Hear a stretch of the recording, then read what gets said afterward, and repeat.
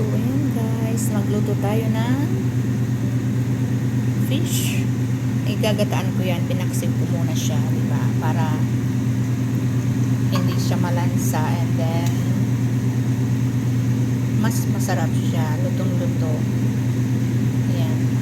Lutuin muna natin siya sa suka, luya, bawang, at syempre sa green pepper. Ano yan? Kumpleto na siya ng ng isang cup. Nilagyan ko na rin siya ng paminta. So mamaya ilalagay na lang natin is yung yung gata ng niyog.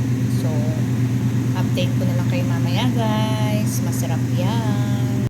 So ayun guys, tingnan natin. Ayan. Medyo luto na siya sa suka. So lalagyan na natin siya ng coconut oil.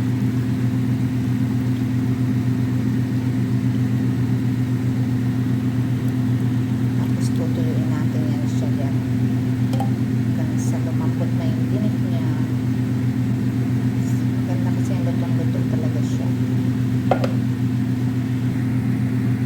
So, hintayin natin siya.